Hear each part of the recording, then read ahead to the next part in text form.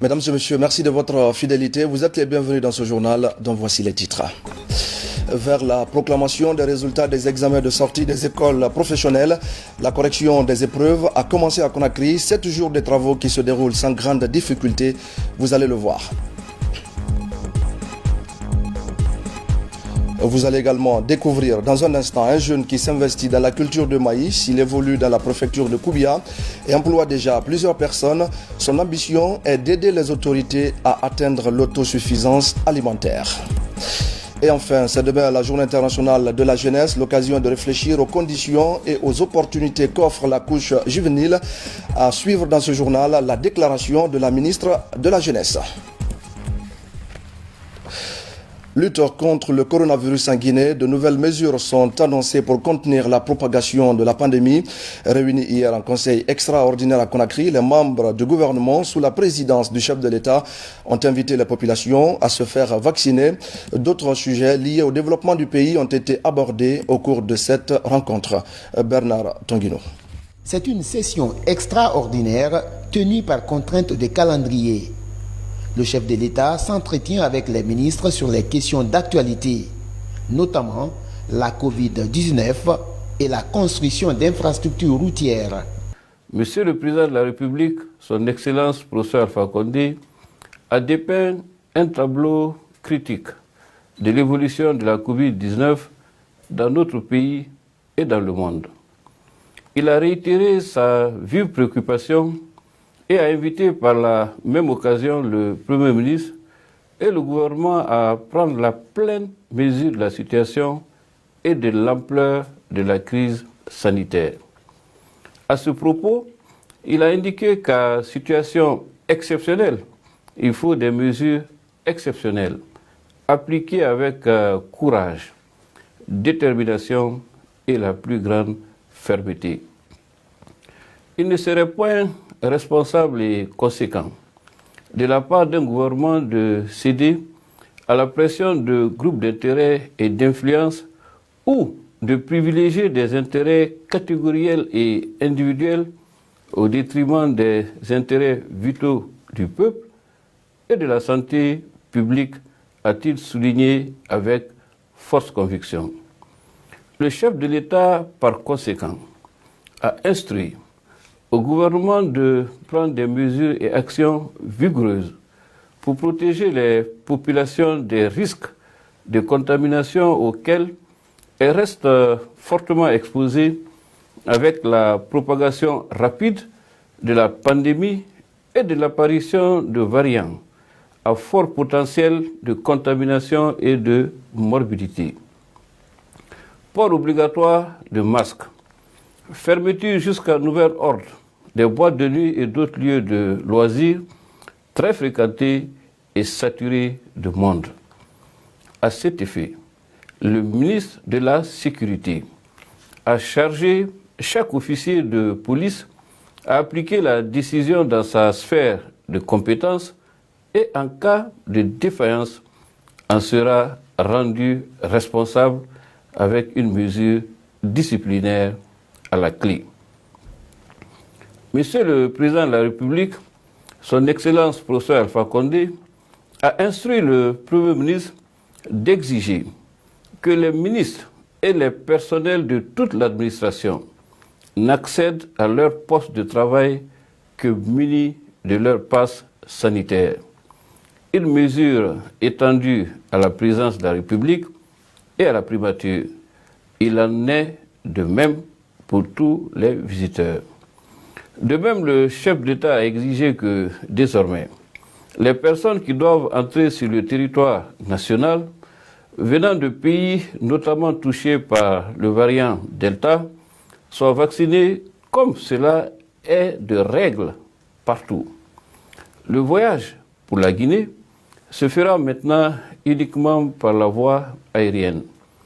En vertu d'un protocole d'arrivée, chaque personne doit subir des tests PCR pour plus de précautions encore. Il ne doit pas y avoir de complaisance dans la campagne de dépistage, ni de relâchement dans la mise en œuvre et l'application des mesures barrières de prévention et de protection contre le fléau mondial de la COVID-19. Pour la voie terrestre, des points de contrôle précis et spécifiques seront érigés à certains postes frontaliers comme des barrages filtrants. Monsieur le Président de la République a rappelé que toute personne devant se rendre à l'intérieur du pays ne pourra le faire sans présenter son test PCR en bonne et due forme. Le Conseil a été informé par le chef de l'État qu'il est prévu qu'un important lot de masques soit distribué gratuitement très prochainement aux populations dans le cadre de la prévention. Il a instruit d'intensifier les efforts de sensibilisation en direction de tous les citoyens, avec l'implication d'acteurs de la société civile et l'accompagnement et le soutien du gouvernement. Monsieur le Président de la République s'est réjoui de l'engouement grandissant des citoyens pour le vaccin et a indiqué que l'objectif du gouvernement est de vacciner d'ici le mois de novembre prochain 70% de la population. Le chef de l'État a informé le Conseil qu'après chaque conseil interministériel et avant chaque conseil des ministres, il recevra le Premier ministre dans le cadre de la préparation des sessions des conseils des ministres et des comptes rendus des sessions des conseils interministériels. Il s'agit de passer en revue tous les sujets et d'harmoniser les positions afin de faciliter la prise de décision. Pour un meilleur suivi aussi de tous les dossiers, une rencontre est prévue chaque vendredi. Il a informé aussi le Conseil de la signature aux Émirats arabes unis par le ministre de l'Économie et des Finances d'un dernier accord de cofinancement des deux échangeurs de Hamdallah et Koza, dont la réalisation prochaine contribuera à une plus grande fluidité dans la circulation à Conakry. Enfin, Monsieur le Président de la République a félicité Dame Fatou Conté, jeune entrepreneur guinéenne qui se distingue dans l'élevage avec des bœufs qui pèsent jusqu'à 800 kg. Un bel exemple de réussite que le chef de l'État a tenu à saluer, tout en demandant de la soutenir pour qu'elle prospère davantage et que son exemple soit suivi par d'autres jeunes entrepreneurs. Au titre des communications, le Conseil a entendu successivement le ministre de l'Industrie et des PME, le ministre du Budget, celui de l'Administration du Territoire et le ministre de la Santé. Chacun a exposé sur les dossiers prioritaires de son département. S'agissant de son compte rendu, le Premier ministre a évoqué les communications faites. Le ministre de l'Industrie et des petites et moyennes entreprises a fait une communication relative à l'organisation de la première édition du Salon de l'Industrie de Guinée. Le ministre a expliqué que le Salon de l'Industrie de Guinée 2021 est une rencontre de compétences guinéennes, africaines et mondiales afin de partager des expertises et savoir-faire en faveur du développement du secteur industriel. Le Conseil a pris acte de la communication et a donné son soutien au ministre pour la tenue de cette rencontre si bien sûr les conditions sanitaires étaient réunies, sinon d'envisager un report ou de songer à le faire par vidéoconférence. Le ministre du Budget a fait des communications. La première est relative à la proposition des procédures d'exécution des frais de mission à l'extérieur en lien avec les rôles des ministères sectoriels et autres acteurs impliqués. Pour ce qui est de sa deuxième communication, relative au projet e-Service public Guinée, dématérialisation totale du paiement des démarches administratives en République de Guinée. Le ministre a expliqué que l'objectif principal visé dans le projet Service public est de faire de l'administration publique guinéenne une administration totalement digitalisée afin de devenir une référence sous-régionale dans l'offre et la qualité des services publics. La troisième communication porte sur le cadrage budgétaire révisé 2021, résultant des modifications apportées aux prévisions initiales relatives aux recettes, aux dépenses et au financement au 6e mois de l'exercice budgétaire. Au titre des divers, le ministre de l'Administration du Territoire a informé le Conseil de l'initiative du ministère de l'Industrie auprès des industriels en faveur des populations sinistrées récemment victimes d'inondations. Ces aides ont été reçues par le Service national de l'action humanitaire. Le Premier ministre a, au nom du Conseil, félicité le ministre pour cet exemple de solidarité gouvernementale. Et voici à présent le contenu de ce message départ de Conakry à son Excellence M. Mahamat Idriss Déby, président du Conseil militaire de transition de la République du Tchad, Djamena. Monsieur le Président, à l'occasion de la célébration de la fête nationale de la République du Tchad, il me plaît de vous adresser au nom du peuple de Guinée, de son gouvernement ainsi qu'à mon nom propre, mes vives et chaleureuses félicitations à vous personnellement, au peuple frère tchadien et à son gouvernement. Je suis davantage persuadé qu'avec votre leadership, vous parviendrez à assurer la stabilité politique, économique et plus loin, la cohésion sociale de la République sœur du Tchad. En ces moments de joie et de ferveur populaire, je tiens à vous réaffirmer mon entière disponibilité à contribuer à vos côtés pour la consolidation des liens d'amitié, de fraternité, de coopération qui existent si heureusement entre nos deux pays et nos peuples respectifs. En vous réitérant mes vœux de bonheur, de santé et de succès continu, je vous prie d'accepter, Monsieur le Président, l'expression renouvelée de ma haute et fraternelle considération. Conakry, le 11 août 2021, professeur Alpha Condé, président de la République, chef de l'État. Le Premier ministre, chef du gouvernement, a reçu en audience les 5 lauréats de la 3e édition du Salon des entrepreneurs de Guinée. Ces jeunes ont développé des applications qui permettent, par exemple, de suivre à distance l'évolution des chantiers. Dr Ibrahima Kassory Fofana a réaffirmé l'engagement du gouvernement à soutenir toutes les initiatives qui visent la qualification des jeunes de notre pays. Le compte-rendu est de Adi Kamara. Le Salon des entrepreneurs de Guinée, SADEN en abrégé, est résolument engagé à accompagner les jeunes porteurs de projets. Ce matin, l'équipe est venue présenter au Premier ministre chef du gouvernement les 5 lauréats de la 3e édition tenue à Conakry du 8 au 10 juin dernier. Grande vitrine de l'innovation et de la technologie, cette édition a permis de découvrir des jeunes avec des projets à dimension sociale et économique.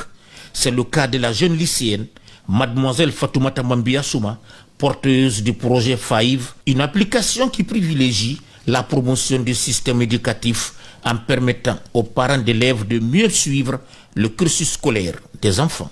Nous avons essayé de mettre quelque chose en place, qui est numérique d'ailleurs, pour faciliter en tout cas une collaboration avec l'école. Donc, c'est-à-dire si tu as l'application dans ton téléphone, le soir, on t'enverra un message qui te dira si ton enfant a été en classe ou si ton enfant est venu à 7 h pour sortir à 10 h. C'est un projet qui met en collaboration les parents d'élèves et l'école dans le suivi régulier des activités scolaires. Le SADEN veut aller loin dans le développement des projets capables de générer une économie émergente avec l'ouverture d'autres opportunités de formation et d'accès au crédit. L'impact du SADEN aujourd'hui, il faut s'attendre à ce qui se réalise. C'est les lauréats qui sont détectés parce que c'est des gens qui sont accompagnés et qui passent en nombre de 10, de 20 par secteur devant un jury qui font des pitchs et qui présentent leurs projets, qui sont sélectionnés par niveau à cascade jusqu'à retenir les meilleurs.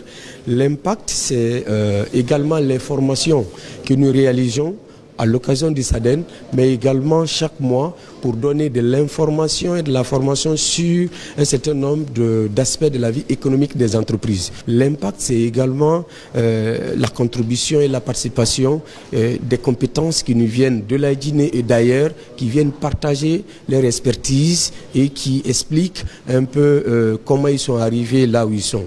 Donc nous pensons aujourd'hui que cette activité vient s'ajouter à bien d'autres dans notre pays qui permettent l'émulation de nouveaux champions en matière entrepreneuriale. Pour le Premier ministre chef du gouvernement, la promotion de l'excellence est un impératif pour inciter d'autres jeunes à s'engager dans la création d'entreprises. Et le gouvernement amplifie l'approche en vue de contribuer à la création d'emplois décents et de revenus durables à travers le renforcement des compétences. Et ce communiqué de la Direction générale de la police nationale. En application de la note circulaire en date du 11 août 2021 de M. le ministre de la Sécurité et de la Protection civile relative au renforcement des mesures barrières dans les locaux des services de police, la Direction générale de la police nationale informe l'ensemble du personnel de police, les visiteurs, les demandeurs de passeports, de visas, de cartes de séjour et de cartes nationales d'identité qu'à compter du jeudi 12 août 2021, l'accès des installations reste interdit à toute personne, sauf celle munie d'un passeport vaccinal ou d'un test PCR de moins de 72 heures. Les chefs des services sont responsables de l'exécution des présentes instructions. Conakry, le 11 août 2021, le directeur général, inspecteur général de police, Ousmane Kamara. Examen de sortie des écoles techniques et professionnelles, les opérations de correction des épreuves ont démarré à Conakry. C'est un exercice qui doit durer une semaine, mais quel est, en attendant, l'état des lieux? Comment se déroulent les travaux? On fait le point dans ce reportage de Moussa Komara. Pour la correction de cette année, 978 enseignants sont mobilisés pour apprécier le niveau de 22 811 candidats dans 124 filières. Avec le bic rouge en main et les regards fixés sur des copies, ils s'inspirent tous d'un corrigé type. La correction se déroule normalement. Nous venons de commencer. Et les gens ont pris la précaution de venir avec les corrigés types, qui se sont reconnus déjà dans les épreuves. Donc tout démarre sur des roulettes, ça marche. Dans ce centre de correction des examens de sortie, c'est la course contre la montre. 150 copies, c'est la moyenne corrigée par jour par chaque correcteur. Nous avons commencé d'abord par les corrigés types. Et il y a des groupes qui ont déjà fini les corrigés types et on va commencer même les corrections aujourd'hui. Et nous sommes partagés en groupes, c'est-à-dire que nous avons un groupe hôtellerie-tourisme, un groupe mathématique, un groupe français, un groupe économie-droit, un groupe technologie, mine, géographie. Donc c'est dans ce cadre-là qu'on s'est regroupés dans la salle. L'étape du secrétariat est bouclée. Ces enseignants espèrent finir la correction dans une semaine. Le chef du service examen milite pour la rigueur et le mérite. D'où la mise en place de 21 commissions afin de bien apprécier le travail des candidats dans les différentes spécialités. Nous avons reparti le groupe des correcteurs en deux groupes. Le premier groupe, c'est les écoles qui n'ont pas de répondants à l'intérieur du pays. Vous avez l'école nationale des postes et télécommunications, vous avez l'école de tourisme hôtellerie, vous avez l'école de sport, vous avez chemin de fer, vous avez le CFP maritime. Donc toutes ces écoles-là n'ont pas de répondants à l'intérieur. L'ENATEF de Mamou qui est venu, et le CED environnemental de Pita aussi qui était venu, qui a fini la correction. Donc toutes ces écoles ont terminé et nous avons les notes en main. Actuellement, ils sont en train de saisir ces notes-là. Aujourd'hui, donc, c'est le deuxième groupe qui a commencé, qu'on appelle le grand groupe, et qui regroupe près de 11 sous-commissions, qui a commencé aujourd'hui à travailler. La fin des corrections des copies est annoncée pour ce samedi. La saisie et le calcul des notes vont commencer en début de semaine, rassurent les autorités. Pour la publication des résultats, aucune date officielle n'est donnée. Un mot de santé encore avec le coronavirus qui, comme vous l'avez vu tout à l'heure, focalise toutes les attentions en Guinée. En dehors de la prise en charge habituelle, l'accent est mis aussi sur la santé mentale des patients. À Kindia, plusieurs responsables de structures sanitaires sortent d'une formation de 3 jours. C'est pour aider les communautés à faire face aux effets de la maladie. Yaya Silla. La maladie du Covid-19 se propage partout dans le monde. La mobilisation pour la prise en charge médicale est effective. La prise en charge psychosociale des patients de Covid se met en place. Cette rencontre à Kindia entre infirmiers, médecins et animateurs psychosociaux se situe dans le cadre du projet Riposte à la Covid, de la responsabilité individuelle et l'engagement communautaire. C'est très important la santé mentale en cette période de Covid-19 parce que c'est une maladie qui réveille beaucoup d'angoisse, beaucoup d'inquiétude. Donc il y a beaucoup d'incertitudes et justement ça va jouer sur la santé mentale des populations parce que les gens vont être angoissés, stressés, ils vont avoir peur et donc c'est important de parler de ça pour pouvoir mieux aider les gens dans la prise en charge. Nous souhaitons vraiment que cette formation d'abord puisse permettre au ministère de disposer déjà de professionnels de santé qualifiés dans le cadre non seulement de la prise en charge psychosociale des victimes, mais dans le cadre des épidémies en fait. Plusieurs thèmes ont été débattus au cours des 3 jours de rencontres, du premier secours psychologique du patient au dernier traitement des survivants en passant par le traitement du corps en cas de décès, tout a été évoqué. Cette formation nous permettra d'améliorer nos conditions de travail, mais surtout aussi de pouvoir prendre en charge tous les malades ou tous les patients qui viendront dans les états d'anxiété, de troubles de conscience, afin de pouvoir les prendre en charge ou afin de pouvoir les orienter dans d'autres structures mieux appropriées pour leur prise en charge. Cet atelier régional financé et exécuté par les ONG AMREF, Half Africa et Medicos del Mondo est organisé dans toutes les régions de la Guinée. Et puis, dans le cadre de la riposte à la pandémie de Covid-19, notre pays a enregistré le 11 août 2021 196 cas confirmés sur 2047 personnes testées, 58 hospitalisés du jour, 115 sorties guéries, 5 décès du jour. Depuis le début de la pandémie, le pays a enregistré 27 507 cas confirmés, 25 031 cas guéris, 271 décès hospitaliers, 1709 hospitalisés dans les CTP, 716 suivis à domicile et 94 malades sont en réanimation. Du 5 mars au 10 août 2021, 565 283 personnes ont bénéficié d'au moins une dose de vaccin contre le Covid-19 et 339 562 personnes sont complètement vaccinées. Le directeur général de l'Agence nationale de sécurité sanitaire, Dr Sakouba Keita. On en vient maintenant au lancement dans la préfecture de Yomou de la plateforme communautaire Une seule santé. C'est un projet qui s'inscrit dans le cadre de la surveillance des maladies. En termes clairs, il s'agit d'observer pendant 90 jours l'évolution de la situation post-Ebola. Pour sa meilleure compréhension et pour sa mise en œuvre efficace, toutes les localités de Yomou sont mobilisées. Lancé Kamisoko est notre correspondant sur place. Située à environ 65 km de Zérékoré, la préfecture de Yomou entre dans la surveillance épidémiologique à base communautaire.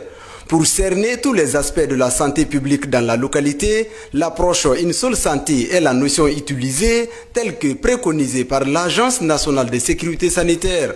Les activités sont coordonnées par l'Organisation internationale pour la migration OIM et la Direction régionale de la santé de Zérékoré.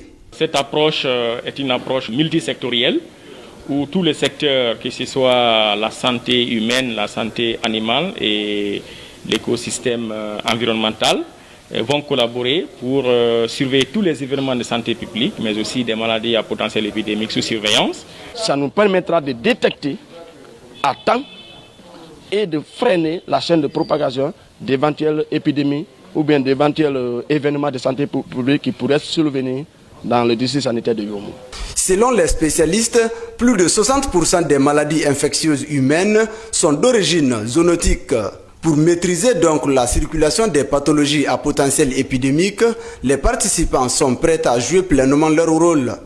Nous qui sommes de la communauté, nous avons le devoir d'élargir, n'est-ce pas, cette information dans nos juridictions, de demander à notre population de respecter, n'est-ce pas, les règles d'hygiène de ces maladies-là dans nos localités. Confrontée à l'apparition sporadique de plusieurs maladies épidémiques, la Guinée forestière pourrait gérer aisément toutes les menaces sanitaires grâce à la maîtrise de l'approche Une seule santé. Je le disais au sommaire, et nous allons vous amener à présent à Koubia, à la découverte d'un citoyen qui soutient le chef de l'État dans la lutte pour l'autosuffisance alimentaire. Mamadou Saliou Baldé s'investit dans les champs de maïs et emploie pour cela plusieurs personnes de sa localité. Il compte étendre ses efforts, améliorer ses rendements, mais il a besoin de l'appui des personnes de bonne volonté. C'est Alpha Isiagaba qui l'a rencontré et voici son reportage. À 29 ans, Mamadou Saliou Baldé choisit l'agriculture pour contribuer à l'autosuffisance alimentaire. Nous sommes dans la sous-préfecture de Matakaou, dans la préfecture de Koubia. C'est à plus de 500 km de Conakry. Dans cette plaine fertile, plus de 60 hectares de maïs sont mis en valeur. Une variété à haut rendement prisée dans la zone. Déjà, c'est un sol qui est argilé limoné, ça garde beaucoup l'eau. En plus de ça, il y a des points d'eau, il y a des grands fleuves à proximité qui me permettent de cultiver en toute saison. C'est pourquoi ici c'est un centre qui travaille à plein temps, sur 12 mois sur 12. Il n'y a pas de repos, nous faisons une rotation de culture. Pour la réalisation de ce champ de maïs, Saliou a consenti une année d'intenses travaux dans cette plaine. Aujourd'hui, le maïs est dans la phase végétative. Un système d'irrigation est mis en place à partir de ce fleuve situé à quelques mètres d'ici. Nous sollicitons aux autorités de nous aider à avoir un tracteur. Moi, personnellement, si je puis faire ça ici, c'est grâce à son projet permettant à tous les agriculteurs d'accéder aux engrais à travers la distribution de la Chambre nationale d'agriculture. Même les coins les plus reculés du pays en bénéficient actuellement de cet engrais. Le financement de ce projet agricole a coûté à ce jeune paysan leader plus d'un demi-milliard de francs guinéens. Dans ce champ de maïs, plusieurs femmes travaillent pour des primes journalières qui leur permettent de joindre les deux bouts. La satisfaction est totale ici, à Matakaou.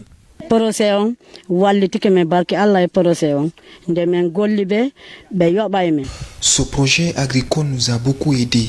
Nous sommes très contentes de son arrivée ici, à Matakaou.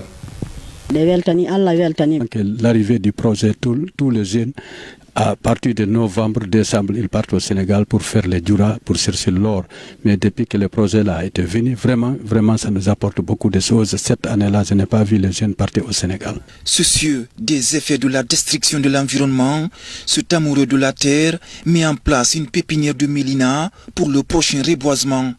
Autre perspective pour Mamadou Saliou Baldé, la réalisation d'une plantation d'anacardier de 30 hectares, ici, dans la préfecture de Koubia. Et pendant ce temps, l'humanité célèbre demain la Journée internationale de la jeunesse. C'est l'occasion chaque année d'attirer l'attention des décideurs sur des questions liées à la promotion des jeunes. L'événement est placé cette année sous le thème « Transformer les systèmes alimentaires, les innovations des jeunes pour la santé humaine et celle de notre planète ». Nous vous invitons à cet effet à suivre la déclaration de la ministre de la Jeunesse, déclaration commentée par Al-Gassimoba. Cette commémoration rappelle la rencontre de Vienne en Autriche où des milliers de jeunes s'étaient réunis pour réfléchir autour de leur participation au développement mondial. C'était en 1991. La date fut instituée par les Nations Unies comme Journée internationale de la jeunesse en 1998. La célébration de cette journée est une occasion d'attirer l'attention de la communauté internationale et les gouvernements sur les problématiques liées à la situation des jeunes et de mettre en avant leur potentiel en tant qu'acteurs majeurs du développement. Plus de 3/4 de cette population, 77,5%, ont moins de 35 ans et les jeunes de 15 à 35 ans représentent près du tiers. 32,5%. Cette célébration permet également de faire un rappel du programme d'action mondiale pour la jeunesse des Nations Unies avec ses 15 domaines prioritaires et d'accroître les occasions offertes aux jeunes de participer pleinement à la vie sociale de façon tangible et constructive. En Guinée, le 22e anniversaire de la Journée internationale de la jeunesse sera célébré en différé à cause de la pandémie du Covid-19, une maladie qui impacte fortement le secteur de l'emploi des jeunes. Cette journée permet en outre de réfléchir sur les réponses à apporter à ces défis qui se posent, principalement en termes d'investissement, pour faire face à la forte demande sociale, notamment par la création massive d'emplois publics et privés, la construction d'infrastructures socio-éducatives, sportives, culturelles, etc. Mais au-delà de la recherche d'un emploi productif et décent, les attentes des jeunes portent sur d'autres dimensions, sources d'épanouissement personnel non moins importantes, comme l'acquisition d'une éducation de qualité et d'une qualification professionnelle, politique, ainsi que des opportunités pour la pratique des activités sportives, socio-éducatives, artistiques et culturelles. En dépit de nombreux efforts d'insertion socio-professionnelle des jeunes, le chômage et le sous-emploi persistent dans le pays. Un défi face auquel le gouvernement, à travers le ministère de la Jeunesse, s'engage à investir en faveur de la création d'entreprises de jeunes telles que décidées par le chef de l'État, professeur Alpha Condé. Et voilà, mesdames et messieurs, c'est la fin de ce journal. Merci à vous de l'avoir suivi. Je vous souhaite de passer une belle soirée en compagnie de nos programmes.